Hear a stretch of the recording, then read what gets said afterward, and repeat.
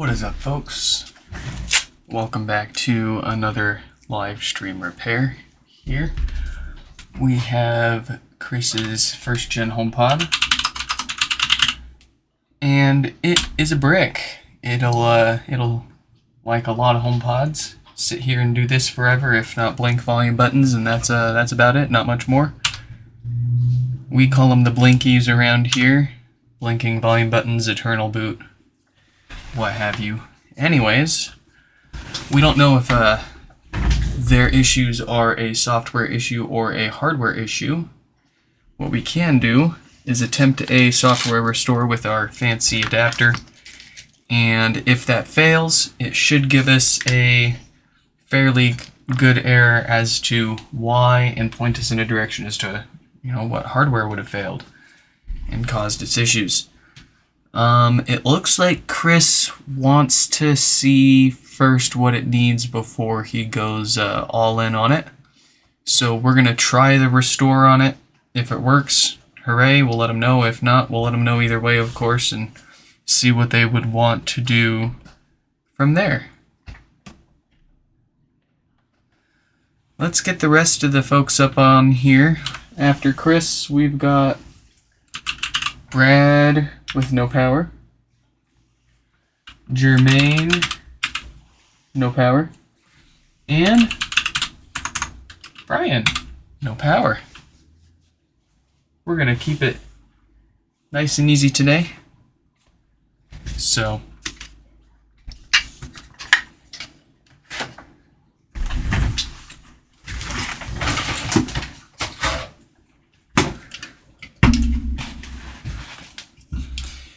well, it looks like it's going to be an eternal boot.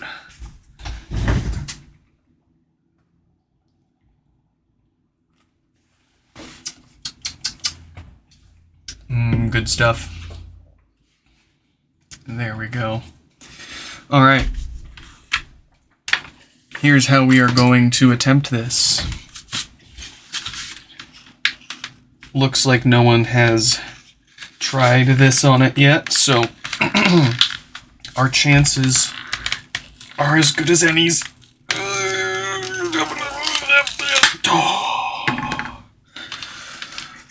And then we need to protect our top. There we go. We don't want to scratch it up sliding it around our desk here. They are made of plastic, so they scratch real easy. We're going to attach our adapter, and it is important that we keep it upside down this whole time. That, along with 5 volts on the USB line, tells the HomePod to go into DFU mode, which is what we need to restore the software, or at least attempt to restore the software. Let's get signed in and set up here.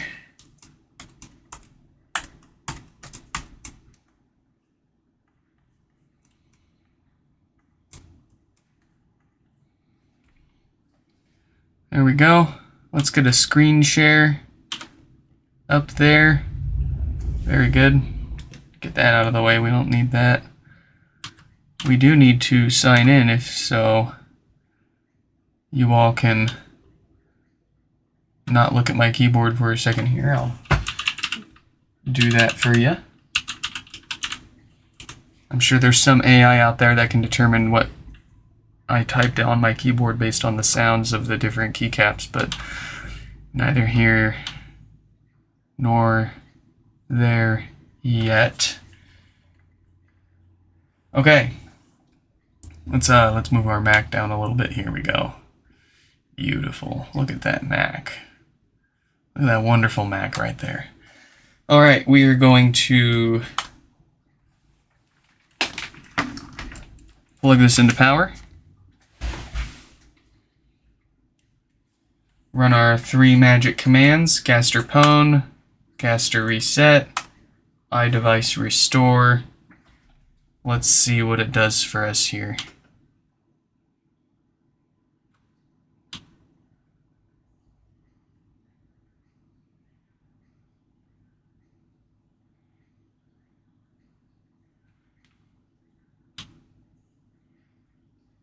Where can I put this MacBook? I'm going to leave my MacBook right here, if you guys don't mind.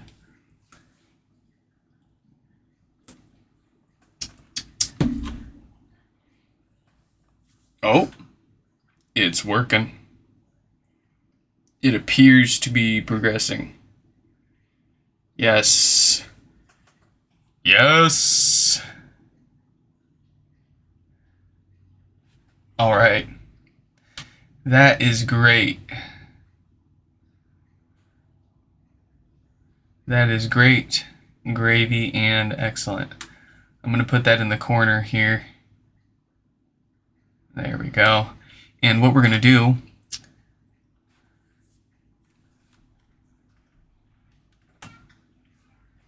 is let that restore while we pull up the next repair.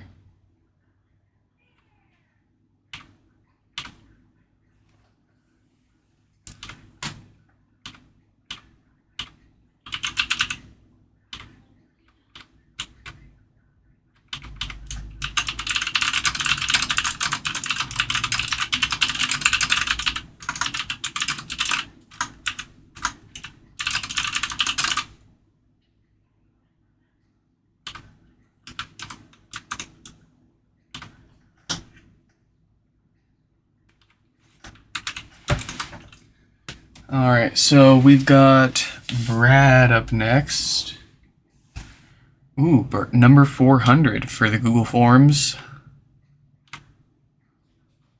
We fixed well more than 400 here, but Brad is the 400th person to get in on our repairs since doing it with the Google Forms.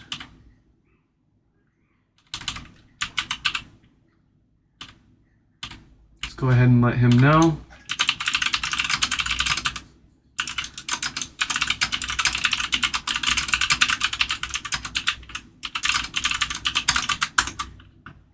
And we'll go ahead and let Jermaine know. They're up next, number 390. Jermaine.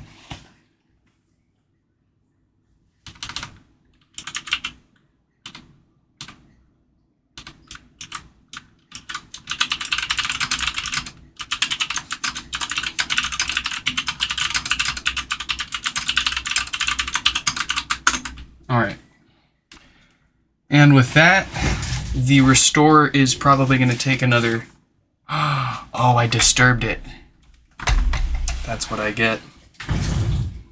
Alright, no big deal. We can give it another go here.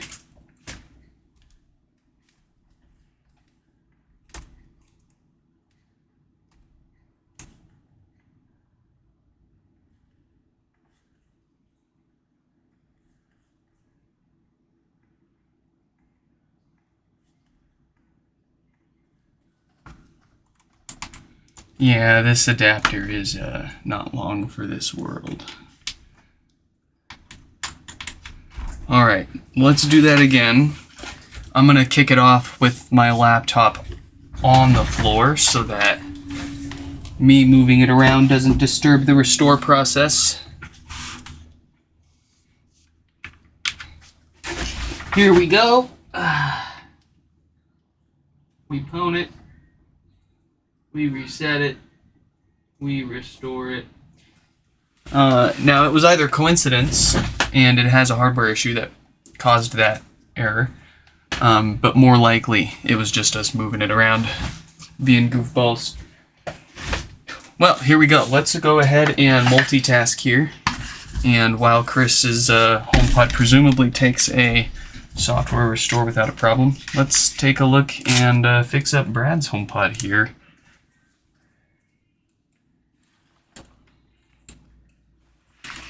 And let's get their name up on the screen too.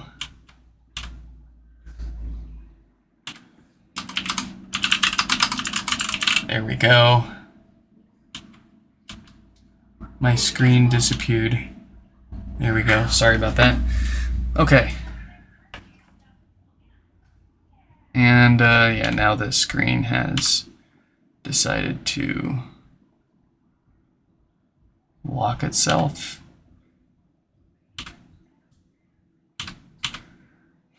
Alright, well I guess my screen share's broken. I'll go ahead and just call out the restore progress as I see it. Looks like it's going. Alright, Brad, no power, no lights. 7 watts at the wall. That all looks like, yes, the usual dead diode. Let's get it fixed.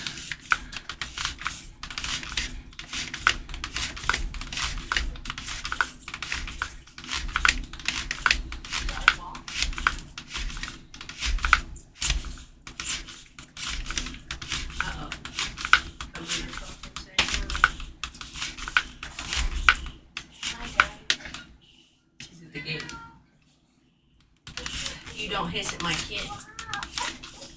Let's go. Say bye-bye. Yeah, Ratman's not like that. Let's go.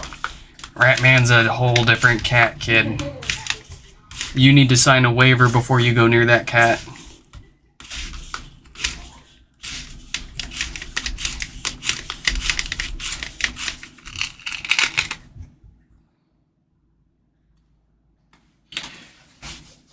Alright, looks like it's at 15% on Chris's software restore there.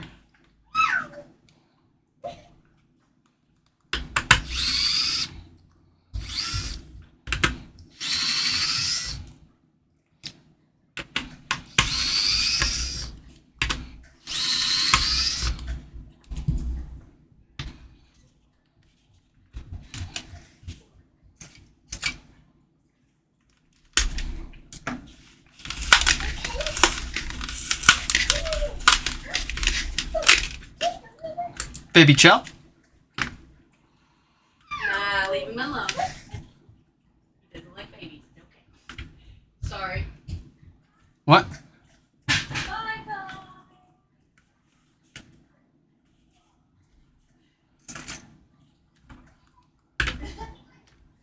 Alright, the screwdriver has once again decided to drive me insane.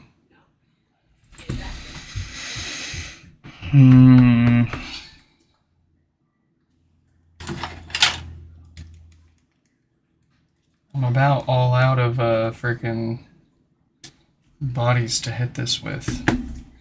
I suppose we could try this one.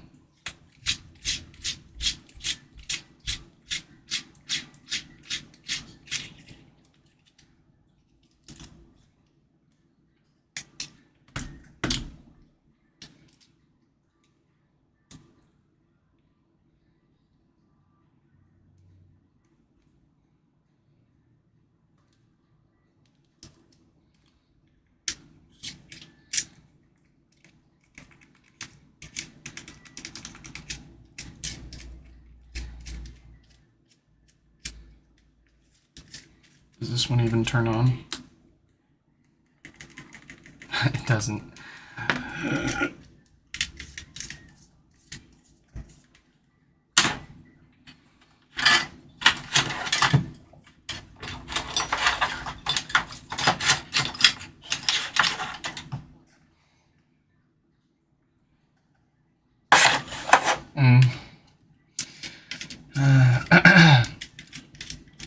How can we work around this? I'm just gonna put that back over there. I got. Oh, maybe I can use this button. Maybe this button is in better shape.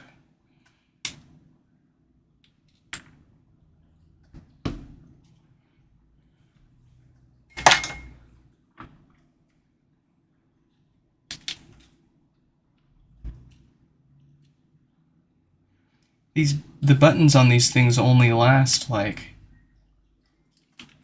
a few weeks at most, and it's really sad because it's a rather nice and like, otherwise a really nice and kind of expensive screwdriver. Oh yeah, that is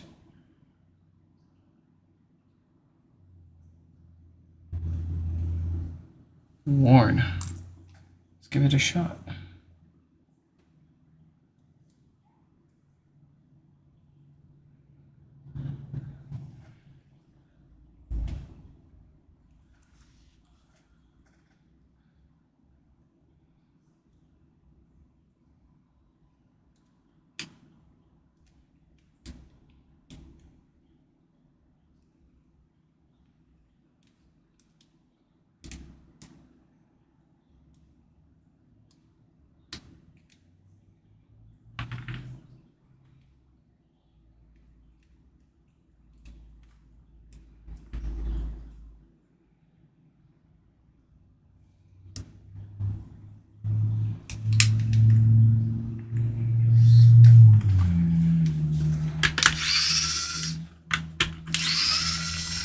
Yeah, that feels a little better. We'll see how it holds up. I'm gonna just start 3D printing replacement buttons, I guess. That's a lot better than having to replace the whole screwdriver. I don't mind having to do that every few weeks. If it keeps it going. Whoa, what's the restore at? Oh, it's almost done. We are really close.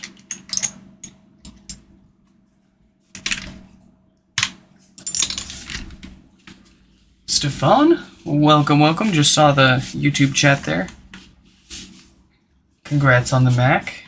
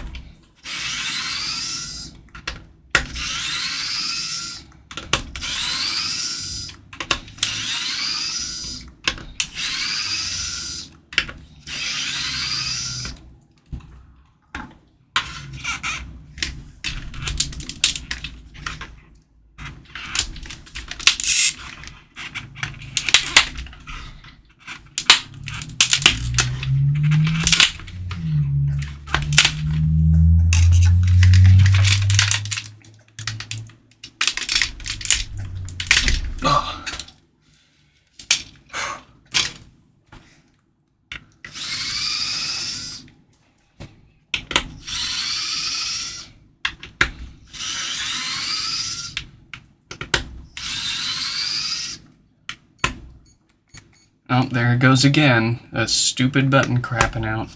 Never mind, I guess.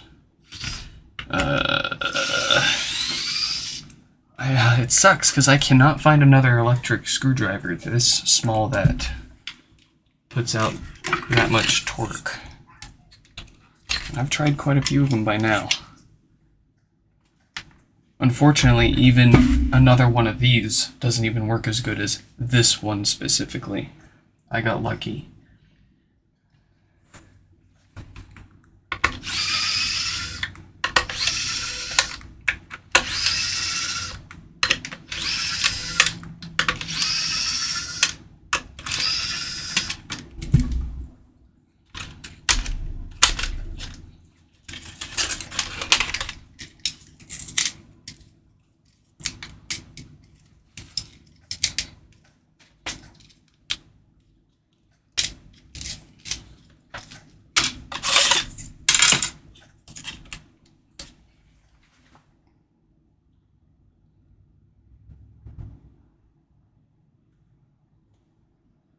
Restore finished? Is that what I see? Is that what I see for Chris's HomePod here? Let's find out.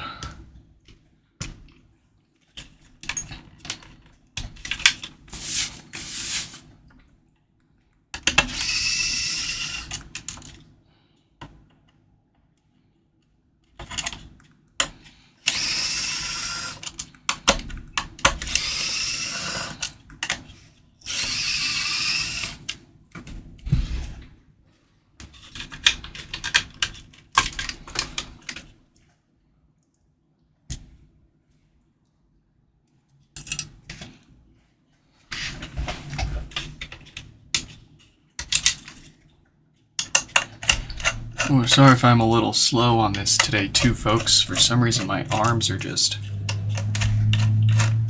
totally sore. I almost didn't have a stream today, but I don't want to fall behind on the pods.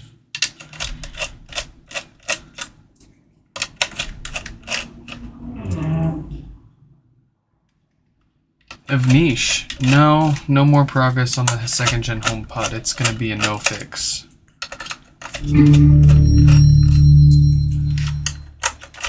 I think 25 watts to the CPU fried it.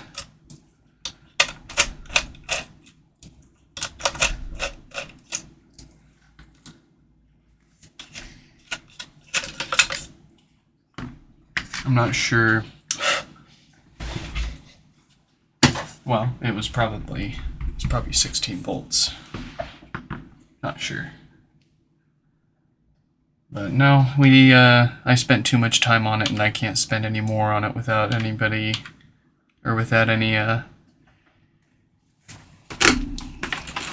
simple suggestions.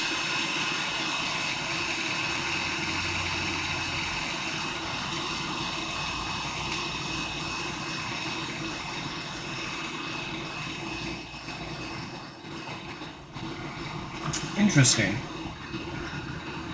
No, this one was a pretty gnarly short on the logic board itself. It's the first one of its kind that I've seen. I've had plenty that only pull a few watts, no power, and it's either an amp board or a power supply issue. But not one with a logic board issue like that yet.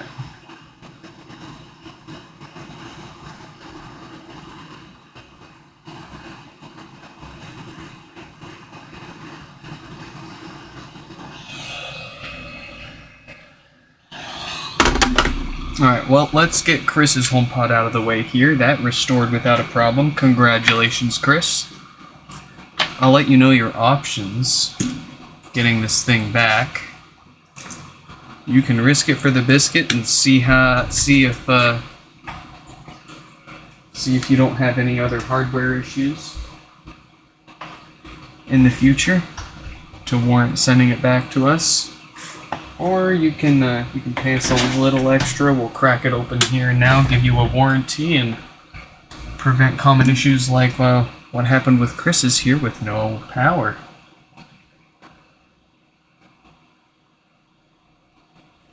And along with that too, we're gonna replace Brad's filters on his HomePod before we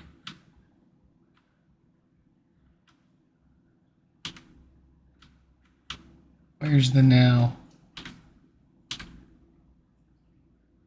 There we go.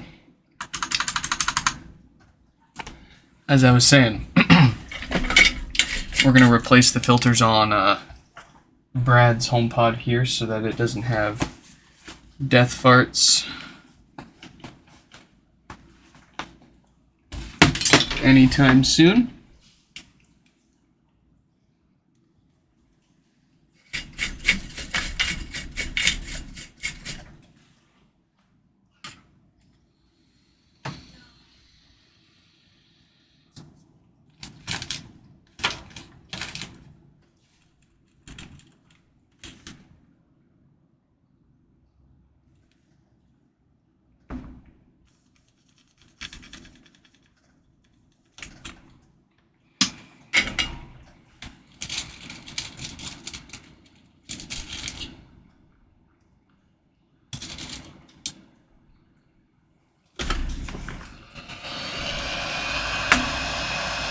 I have 2 more second gen HomePods with no power. I bought them for myself. And they pull significantly less power from the wall. Like 1 watt once it settles down.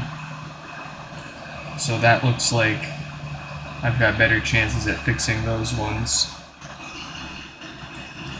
But they're mine, so that means I won't have any time to look at them anytime soon. Unless we can, unless the repair queue slows down here. Which it's looking like it actually is.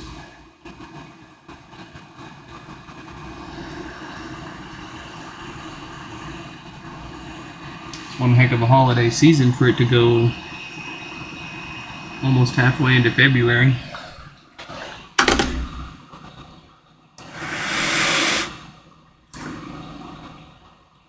Here we are. What have we got here for a diode? 46K, of course, for that date code. No one is surprised. Let's get that out of here.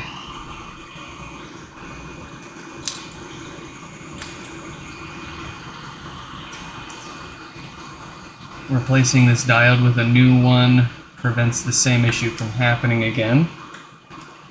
But we also use a higher quality, higher rated diode just to be sure.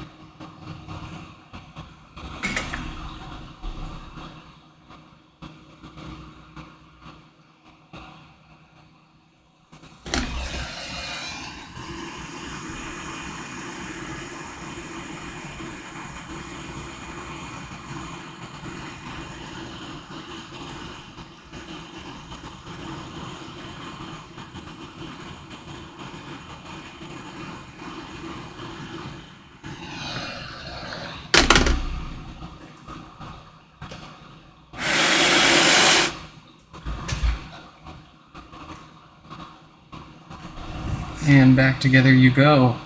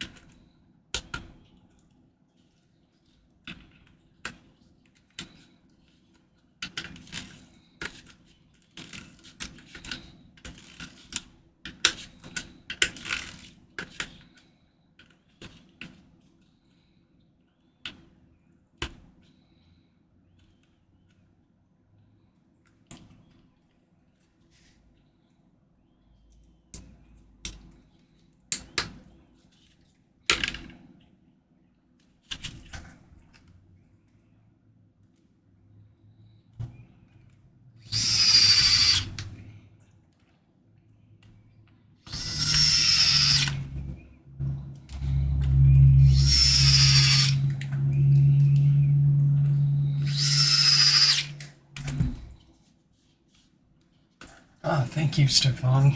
It is very satisfying work to do, too.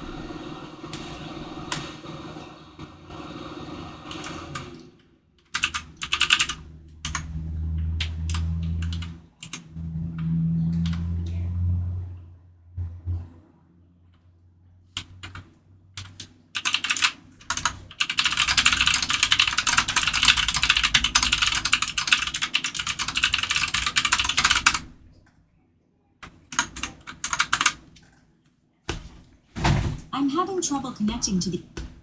I'm having trouble... Beautiful.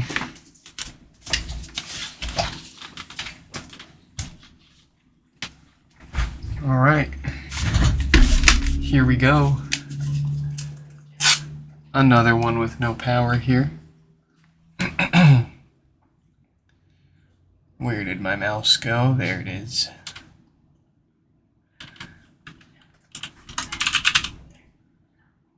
With great many monitors comes a great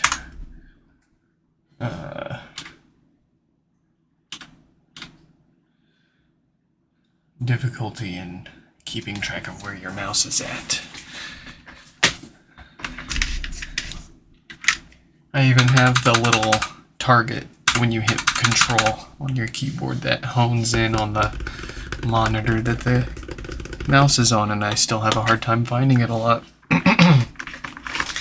It's just so little.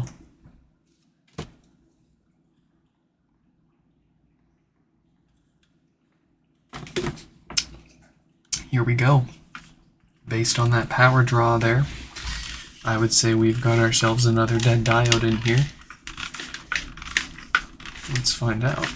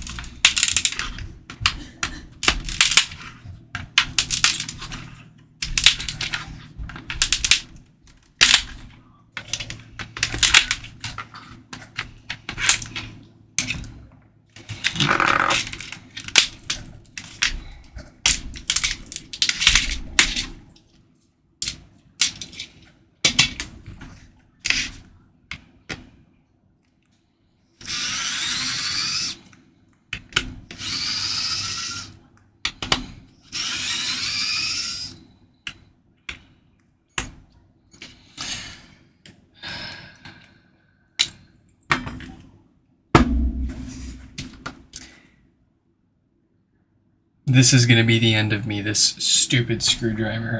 I swear.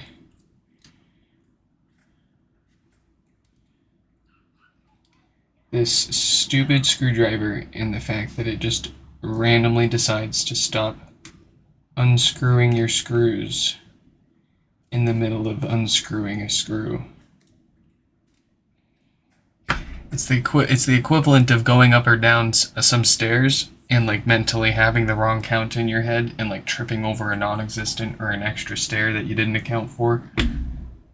But like infinitely more annoying because I have to sit here and futz with it until it behaves for another 2 HomePods.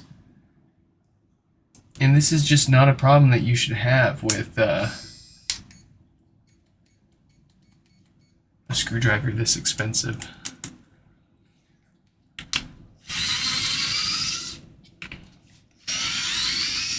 Yeah, that'll work for now, I think.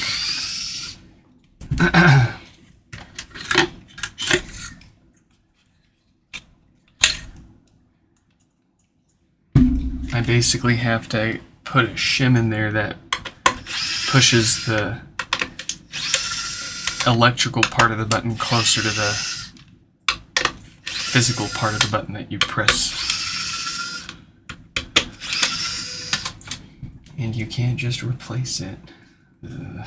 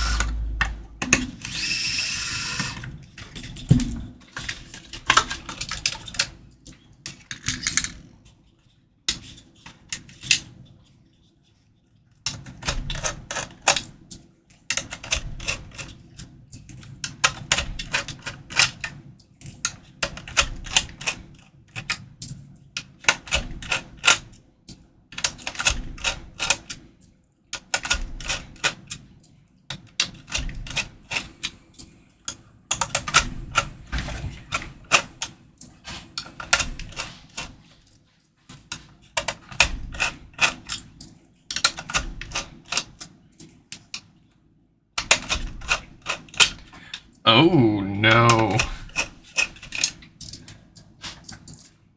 I see a problem. Interesting. Did they have multiple issues going on here? Let me show you what I'm talking about. Let's get up close here. And next to the connector for our subwoofer, we've got a blown 10 ohm resistor. Now, this isn't too uncommon to see, but usually when we have death farts, not no power. So, unless the no power issue isn't from the Schottky diode, the no power issue is from a severe amp failure. We'll flip this around and cross our fingers. No, the amp looks just fine.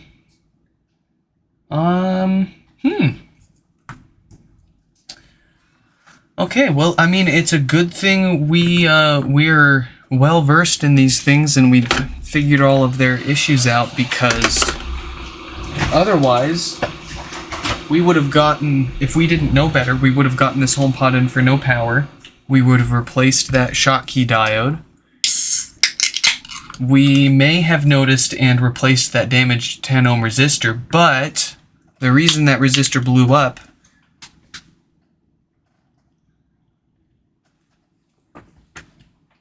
is because of our infamous DC filters that we have become quite well known for replacing as part of any hardware repair these HomePods get. We figured out that these are what are going bad and causing death farts and damage like what happened to that 10 ohm resistor. So we would have gotten it powering on. We wouldn't have bothered replacing these filters because we wouldn't have known better. And yeah, sure, it probably would have powered on and sounded okay and worked for them for a little bit, but it probably would have had more problems. So as always, here we go. We're going to replace those filters first before they cause any more damage.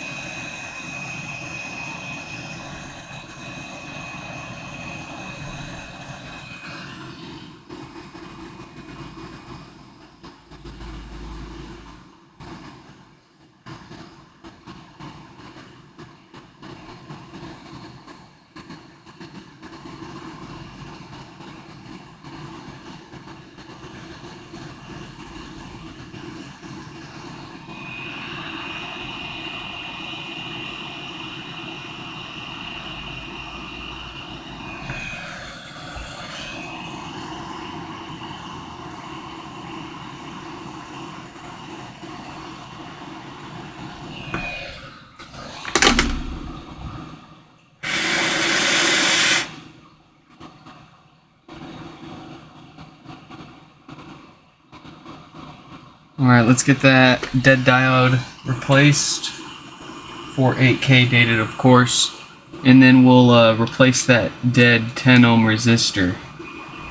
And that should make this one happy HomePod.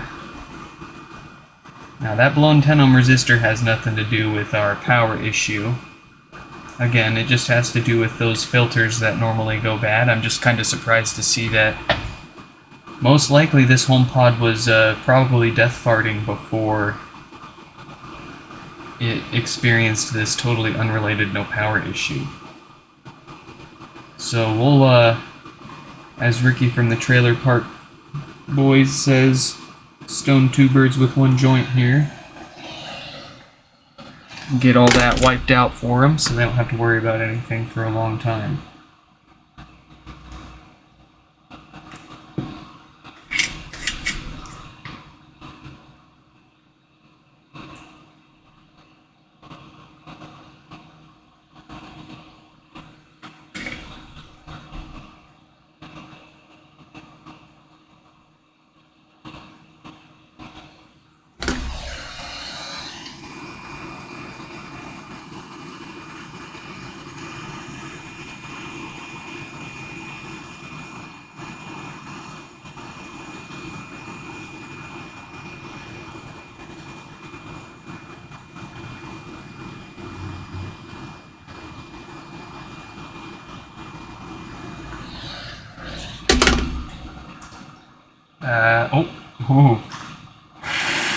I'm just in such the habit that I almost forgot to do this here. Let's get that out of here.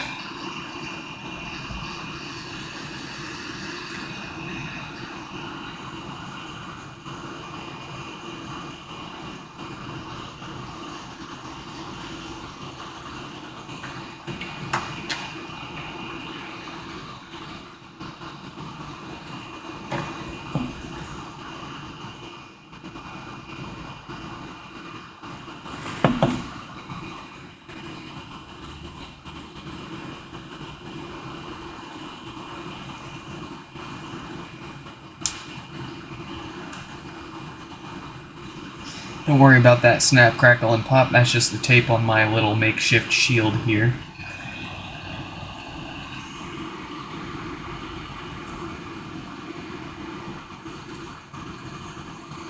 Let's get that crap out of here. There we go.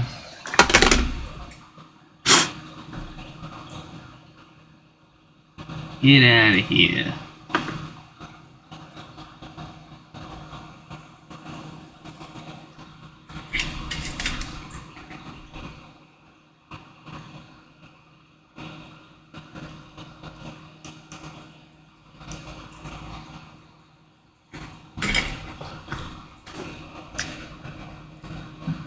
Gee, it looks like it's about time for me to place an order for more of these guys.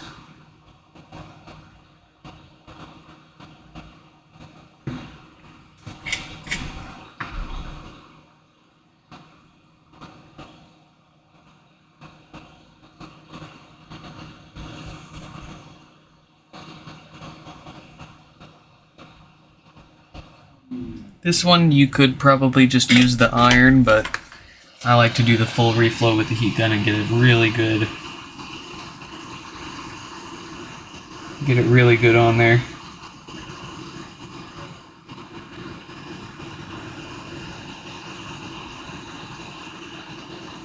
You have, oh, the indestructible welcome, welcome. Chances are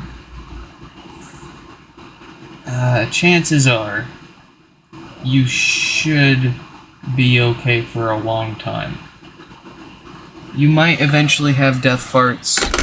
It might be a few years, it might be long after you move on from the HomePod. Inevitably, all the ceramic caps in these are going to derate and decay over time and need to be replaced. It's just a matter of time. But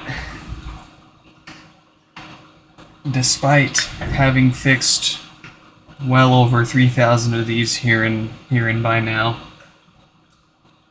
that is still less than like 0.1% of all the HomePods out there. And even if we said that thousands more were fixed with our info, that's still not 1% of all the units out there. So we're looking at a very acceptable failure rate for a mass-produced consumer product. Chances are, basically, you shouldn't have any issues with most of your HomePods.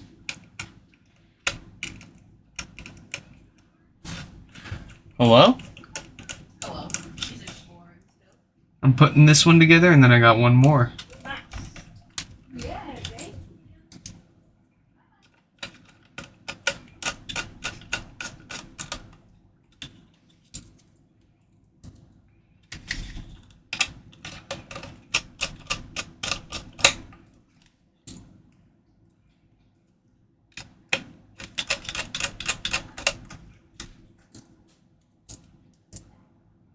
So as much as we'd like to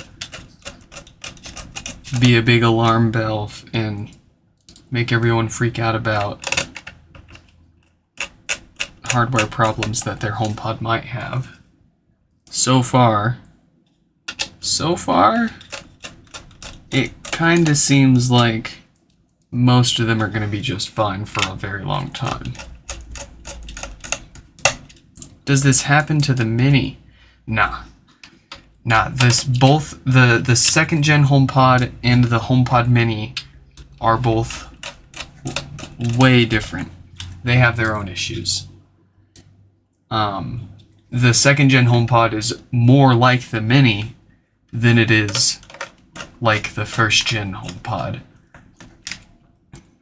And ironically, they tend to have the same issues. No power. Seems to have a good chance of being a no-fix issue with a short straight to the CPU. And if it's not that, you might have some other random no power issue. Like Avnish in the chat there said he's got a couple that he's seen random parts failing. And I have two myself that I haven't figured out yet. I haven't taken them apart yet though, so. But the most common issue with the second gen HomePods and the Minis that are oddly shared is the ghost touches, the phantom touches. It just randomly turning itself on or off, the volume up or down, the voice assistant on or off, pausing and playing music. Basically, it touching itself all the time. In addition to probably not being as responsive to intentional inputs, like this piece of shit screwdriver. And it's weird because both the second gen HomePod and the Mini seem to have a lot of reports of these issues. Now that doesn't mean most of them out there are going to be affected by it, but there is a large number of reports out there about it. And unlike most of the issues that we can, that happen with first gens, we can just do a quick board repair. We're good to go. This right here, I'm about to lose my mind. It's a good thing we only have one more HomePod to fix, because I think I might take this out in the backyard and bury it after this stream. Anyways, at the very least, with all the issues the first gens have, most of them are repairable. The second gen and the minis touch issues require a new touch panel. Even though it's a cheap piece of plastic, you can't buy or find any replacements, and you can't fix it without a replacement.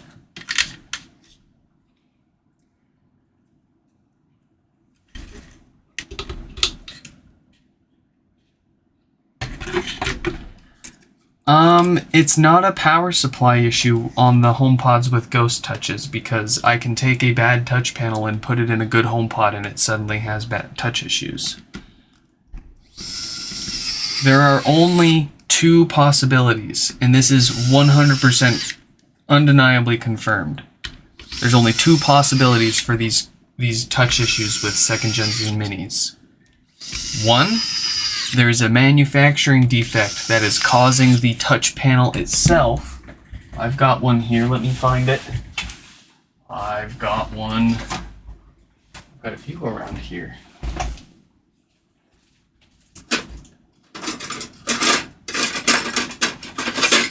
So, real quick, here is the display and the logic board for a first gen HomePod.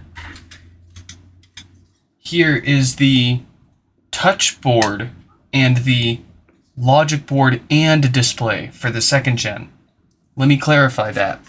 The first gen HomePod has a single board, well, technically two boards soldered together for both the touch and the display.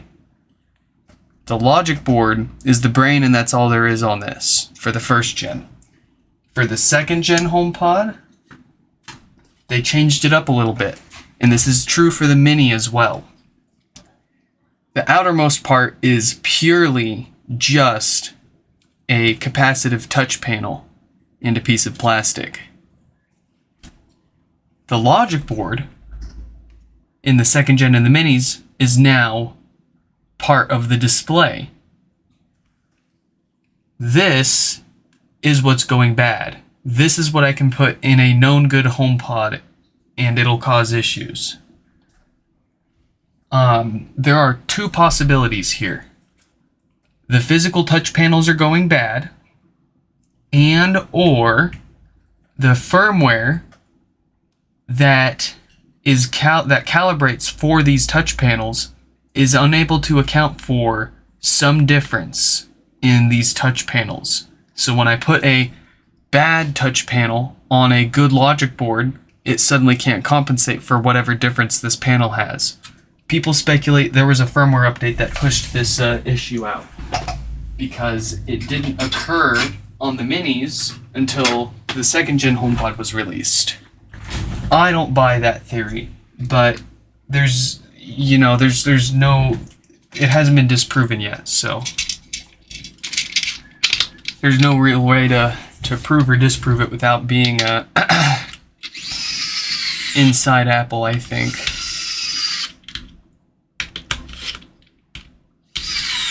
But it would be really weird for anything in the flex cable to have fatigued. None of it's moving around. It's all very, very much stuck to it. And no matter any amount of us heating up and messing around with the traces and the ribbon and the capacitive layer itself on the plastic, we haven't gotten it to improve. it's boned. And Apple could, and oh, this is such an easy opportunity to make a little bit of money on the side for Apple. And we know they're into this because they love selling dongles and adapters, right? But they could very easily sell a repair kit for your second gen HomePod or your HomePod Mini that comes with the screwdrivers that and the bits that you need to take it apart and put it together. A replacement mesh because they cut the drawstrings too short on the second gen for you to be able to pull it tight back together like we can on the first gen. And of course, a replacement touch panel. Even if it's a firmware issue, it gives them the excuse to say, here's a new touch panel and a replacement cosmetic kit. You can not only fix the touch issue, but make it look brand new again too, which you're going to need to in order to put it back together practically. It's a huge opportunity for them, and I just don't understand why they won't take it. It's a big win for them in terms of both like extra profit and that like how their customers look at them on their repair stance, and it would keep people in their ecosystem. Like if your Apple Music smart speaker stops working and you can't fix it, if you signed up for Apple Music because of that smart speaker and now it's broken and you get rid of it or you can't fix it and use it anymore, what's the point in continuing to pay for that subscription service? So I don't know if anyone at Apple ever, I'm sure people at Apple watch my streams, but I think it's a matter of enough of them and or folks high up enough to make the decisions. It would be just all boom overnight. You'd have another revenue stream. You'd make so many more people happy. You'd fix a problem, and it'd be absolutely minimal effort on your part too. You already have these parts. You already do this for all of your other products. Why can't we have parts for HomePods? When I'm not rambling and ranting, we can have one of these taken apart, fixed, and put back together again in under 15 minutes. Now, granted, we've been through a lot of them, but that, I don't want to hear these aren't repairable. They absolutely are. The second gen, it could be so much more repairable than this if they just offer the parts for sale to do it.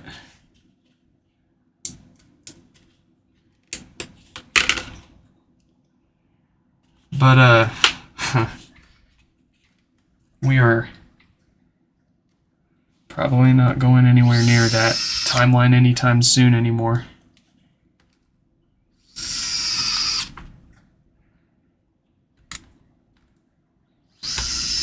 And I'm not saying they'd make a ton of money on it, but I do genuinely think them doing it wouldn't affect their profit negatively in any way. If anything, it would give them a little more, but it would also just give them such a better reputation.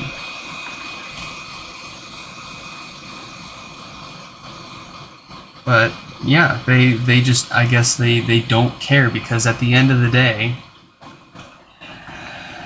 there's probably a dozen new customers waiting in line to replace the one customer that decides that they're done with all this crap.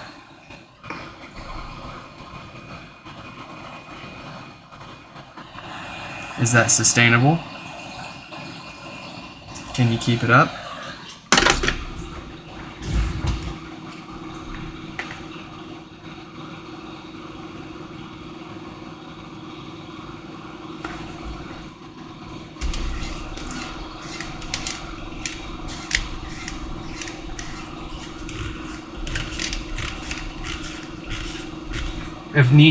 If I can get my hands on a second gen HomePod with these touch issues to keep for myself, I'll buy one for myself or try to buy one off someone else. I don't care.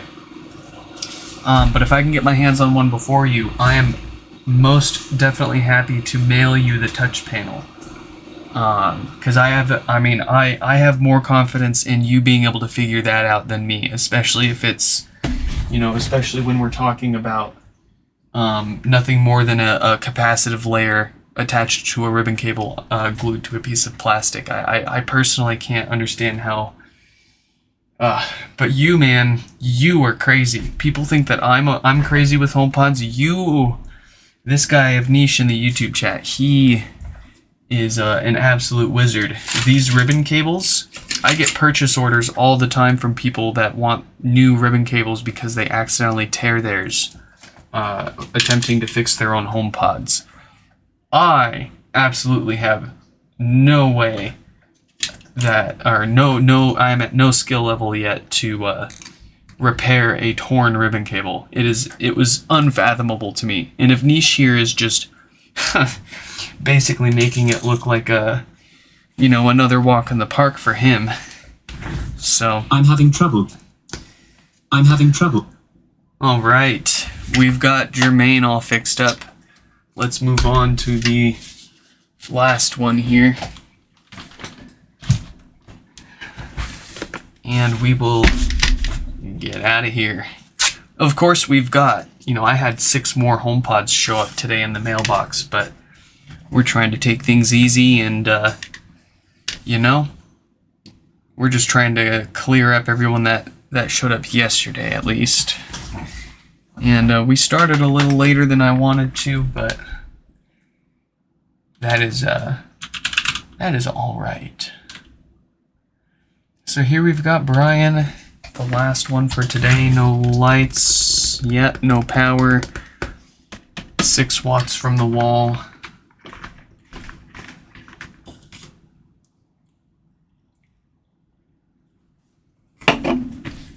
Mike, welcome. You caught our last repair for the day here.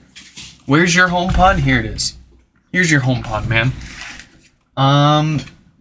I'm making progress, but it might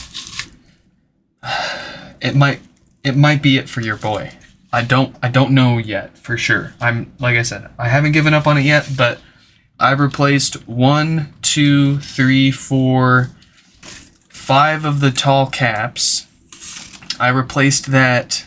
I don't know if this is an inductor or what, but it was cracked. I replaced that, and the symptoms changed, which is really weird.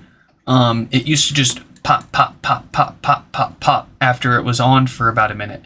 But now, after all that work, it kind of crackles a little bit. So I think it's just a little dirty. I need to clean it up and maybe reflow 1 or 2 things on here. But I'm getting really close to the point on this one where it's either going to be fixed or it's going to need a new board. But I am trying my darndest, but with all the extra side stuff that I've got going on right now, I can only spend like a few minutes at a time on everything. I can't sit down for a good few solid hours and really focus on anything in my free time because I just have too much waiting at the moment, so I gotta try to chip away at everything that I can while I can. Such is life. Oh, yes, okay. Brian here. The last HomePod for here and now. Let's get it fixed. Chris, what is up? Welcome. Interesting question. Is it possible to buy 7 minis with better tweets and a bigger sub and make a bigger HomePod? I don't think it's worth it because the amp... Oh, actually... No, I see what you're saying now. Each HomePod mini by itself would be better than a single HomePod tweeter. So you do 7 of those to replace the HomePod tweeter. Better yet, you could probably feed each of your 7 minis an audio signal from the main HomePod amp. And then you can still use an OG HomePod subwoofer. Or maybe, and the beautiful thing about this is since these are all AirPlay 2, you could even design a custom enclosure that houses the guts for 2 full-sized HomePods with the logic boards for both, and connect as many HomePod minis as you want to the tweeter outputs, hook up the original HomePod subs to it, and since they're HomePods, you can just AirPlay to both amps at the same time, and it would work perfectly. I've actually tried something not the same, but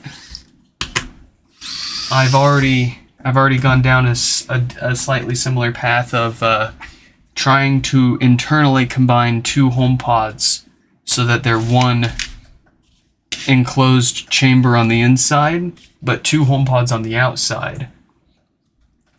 And then my biggest problem right now is trying to get it to sound good. Right now, I don't have any idea what kind of length or diameter I should make the tube that connects the 2 HomePods together in order for it to not sound like crap. Because it kind of sounds like 2 HomePods inside of a pipe at the moment. You guys want to see it?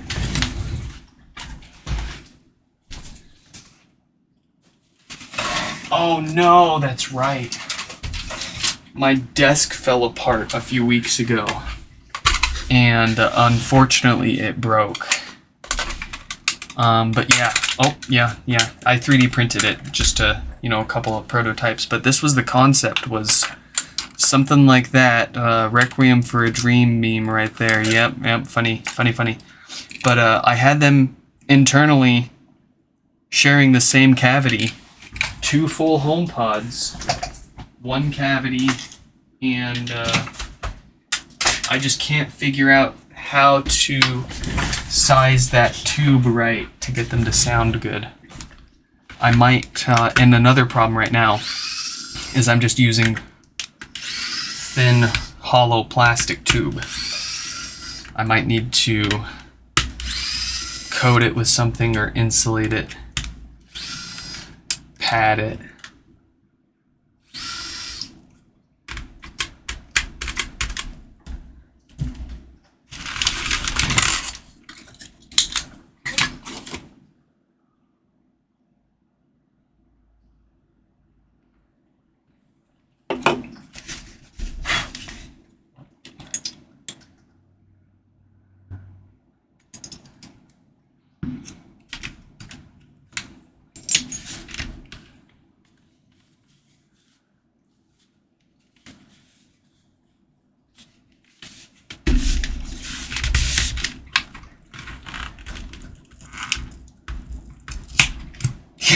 Actual sound systems exist, right? Oh yeah. Actual sound systems exist, but there's also, different speakers sound different, and I can't imagine a speaker that would sound the same as 2 HomePods stuck together. For better or for worse, my curiosity gets the best of me. And if Sing can make it happen with the SingCell Alpha, gosh darn it, I can do it with a 3D printer and a couple of HomePods.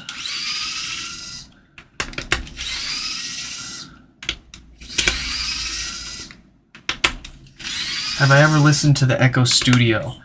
Only through YouTube videos. This stupid...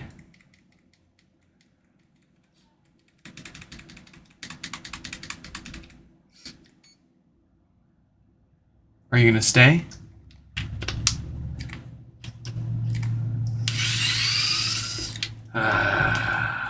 Alright, I'm contacting the manufacturer after this stream. I've had it.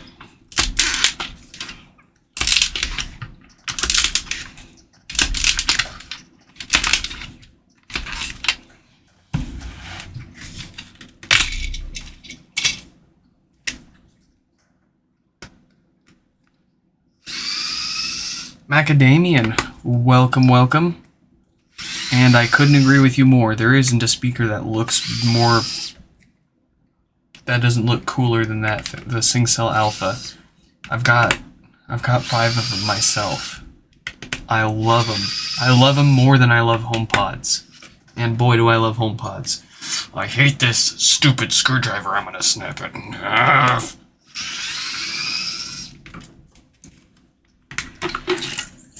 But, oh. I got my hands on a DeviaLay Phantom. Finally. I haven't, it's still coming in the mail, but I will finally have an opportunity to... What the fuck?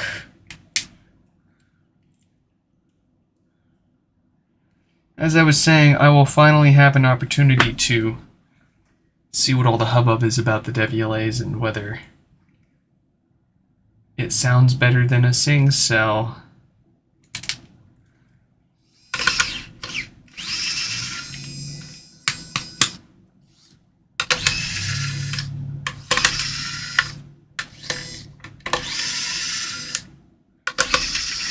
I think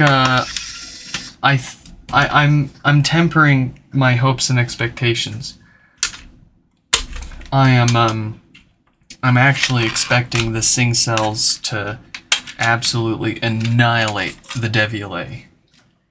Like, no question. But I'll give it a fair chance.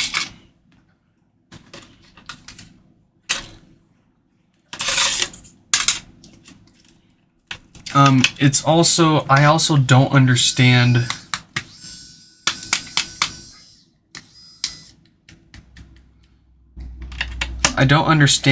their models too much yet.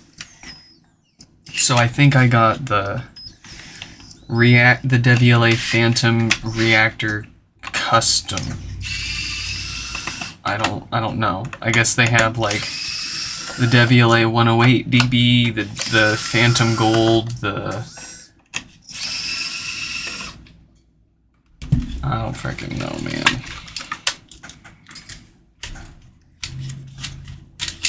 Ended up getting in a freaking bidding war with some jackwagon.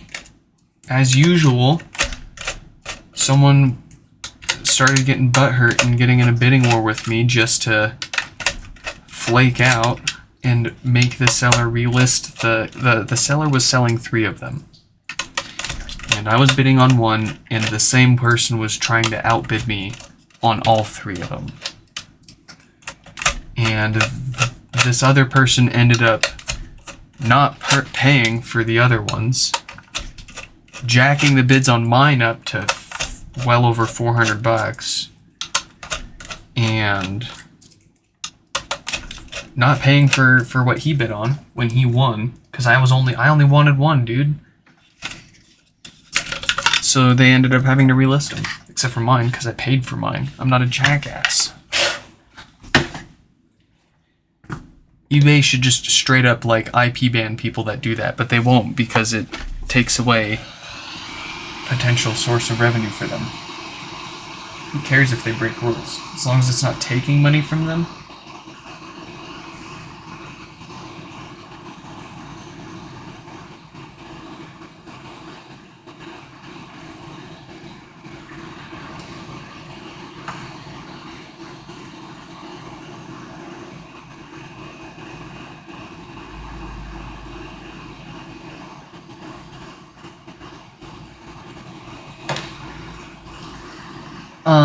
The sound of the subs will cancel. That's why it sounds bad to you. So, my theory, and this is how Sing does it in the Cell Alpha.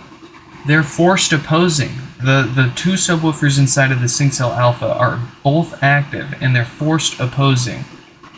Essentially, you could imagine splitting a SingCell Alpha apart into 2, and if you kept them playing, and you set them the halves side by side, it would be the same as having 2 HomePods side by side in terms of the subwoofer movement. the woofers are moving like this. They're not canceling each other out. This is how Sing does it in the Cell Alpha. So that's what I did when I stuck two HomePods together. If the HomePods are sitting on a table like this, imagine, these are their subwoofers and they're playing music, they're moving like this.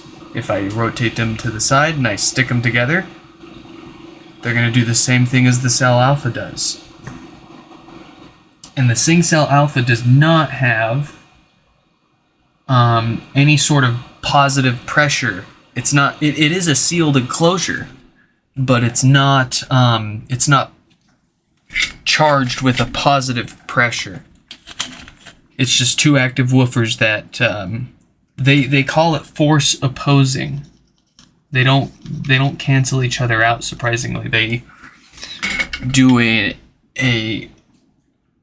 something you've never heard before of sort of job at producing bass. It's kind of bass that you can't ever get from any kind of dedicated subwoofer unless it's built the same way. But you would think it would cancel each other out, but it do not. What I have to figure out is the right length and diameter so that the woofers aren't interfering with each other. Because right now my problem isn't that they're canceling each other out necessarily, but they're just interfering with each other. Because they're not at the right distance from each other, their sound waves are not lined up right. They're slightly out of phase. So it probably has to do with that, along with the resonant frequency of the tube that I actually build to connect them with. The total volume as well.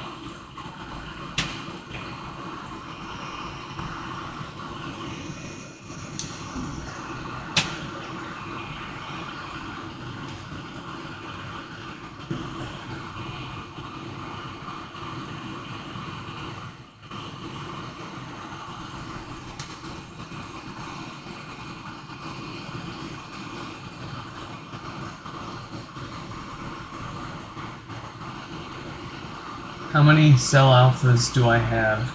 I have 5 in total. And I got most of them I'm very lucky for having as many as I have.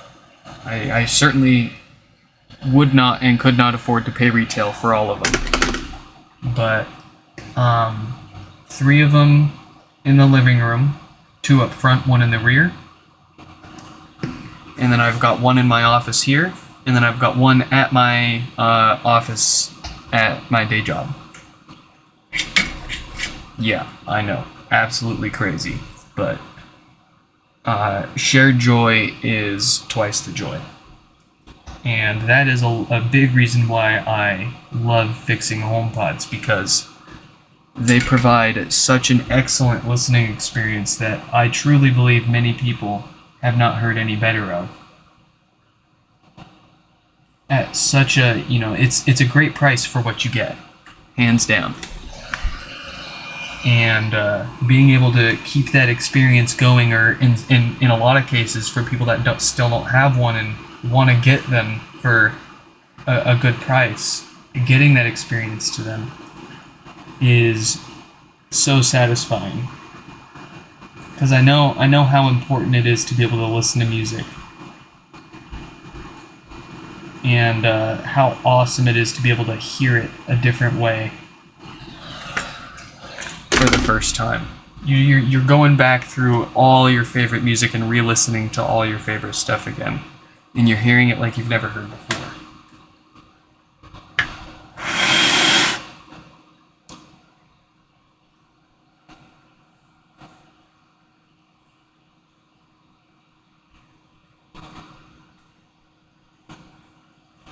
Yeah, better systems out there, whatever. Nothing beats everything that the HomePod does for the size and the price. Sonos 500, It's not omnidirectional. It's not even a smart speaker. I've got the Sonos IKEA lamp. That I actually had that. I bought that long before I ever got into HomePods, and I thought it sounded good, but it didn't blow me away. It didn't make me go wow. It didn't make me go, I need to buy dozens of these and fill my house with them. The first time I listened to one of these HomePods, it was my boss's HomePod in a hotel room, and I couldn't believe the kind of sound that was coming out of this thing, and the fact that I could just get up and walk around and it didn't sound any different, and the fact that you could just put it anywhere in the room and it would sound great, and it looked great, and it works great, and just, ugh.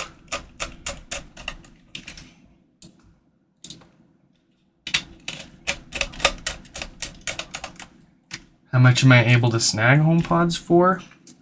Oh man, no, these days I have to pay like 70 to $100 for broken ones, with tax and shipping included, of course, but when we first started all of this, before everyone knew better, we could get our hands on plenty of broken HomePods for like $60 or less.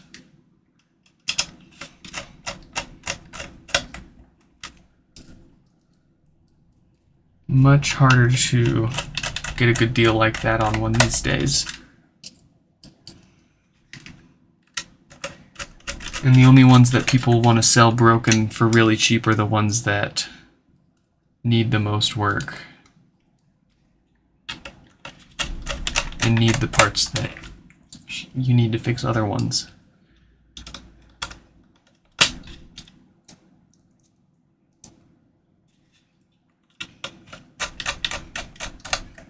Nah, you can't convince me that anything is better at surround sound than a speaker that has speakers pointing in every direction. And then the fact that you can buy as many of them and place them around your room, fill the room with it. There's no way that you can beat something like that. I have a floor standing 7.2.2 home theater system in my living room. Mostly JBL floor standing speakers. This was like a $3,000 to $5,000 setup that my boss bought back in like 2018 or 2020 or something, and he was just throwing it away. I was like, I'll take it. And then to power them all, I've got a Yamaha Avantage AX750. I can't remember what model it is, but it's the one that has the built-in phono preamp, because I've got a turntable too. I've got two turntables.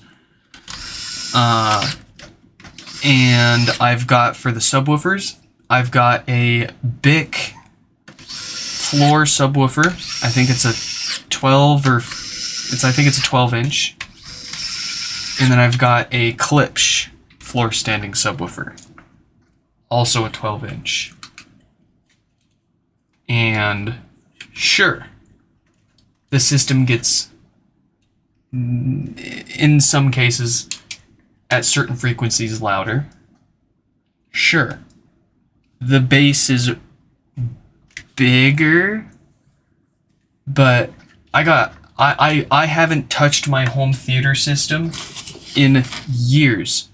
The day I got a SingCell Alpha, I started using that for everything. Music, watching movies. I paired that with the HomePods in the living room, and I stopped using my 7.2.2 system. And then I got more SingCell Alphas, and I stopped using HomePods in the living room. I needed the parts to fix other people's HomePods. Rest in pieces. But anyways, I've been pretty much solely using SingCell Alphas in my living room for my just everything. And it is just such a such an encapsulating experience. I frequently forget the fact that I am in my living room. And you hear and feel all of your music and just, oh man. You would have to spend, like, Logitech? Like, don't get me wrong. Do not get me wrong. My very first surround system was a Logitech PC USB speakers. It's like a 5.1. And I think that ruined me for the rest of my life. I think that moment, I was gonna be a speaker guy.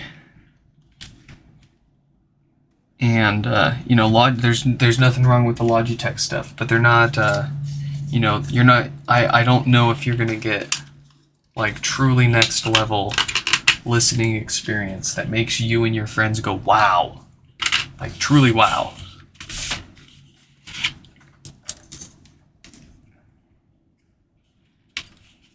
Well, you know, on the flip side, I did actually go wow when I got my first Logitech surround system.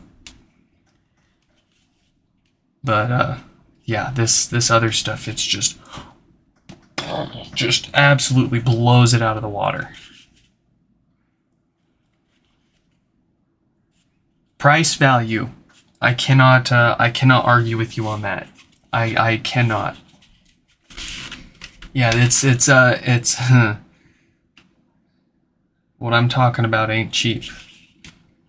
Unless you can get your hands on a bunch of broken stuff and fix it yourself. If you just want to buy it, set it, and forget it. As cheap as possible. You can't go wrong with Logitech. I mean, heck, even if if you go to Goodwill and you're looking for a set of speakers, you see some Logitechs out there, snap them up. They'll probably sound really good. Nothing to make you invite your friends over to come listen to, but if you don't have anything or you're looking to set something up in the garage or a spare room or even just for like a party, hell yeah.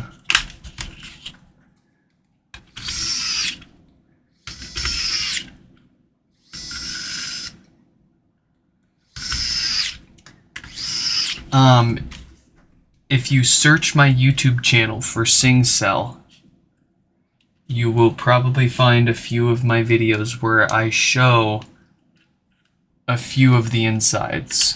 I have taken one apart and I've shown the insides on a few of my YouTube videos. I still need to do a proper teardown video, but it's just as beautiful on the inside as it is on the outside.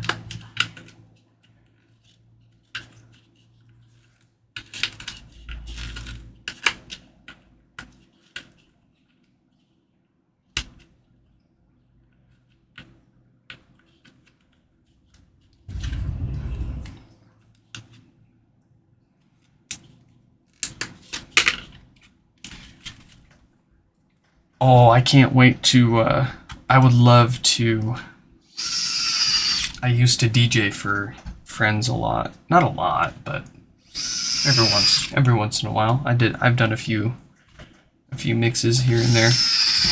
I would love to bring a couple of SingCells to some friend's house for a party and throw down a mix, blow people's freaking ears out.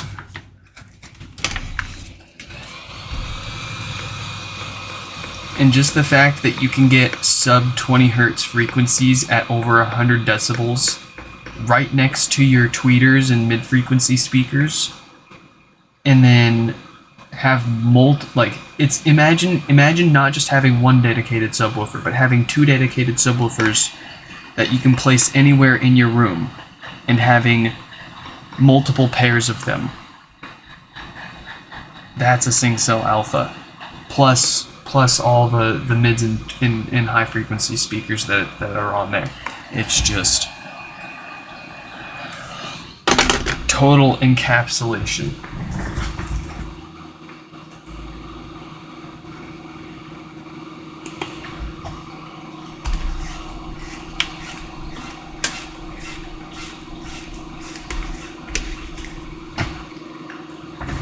Alright folks, I hate to cut you all short, but that is fixed. I hope you all enjoyed this live stream repair, and I hope to catch you all in the next one. Goodbye.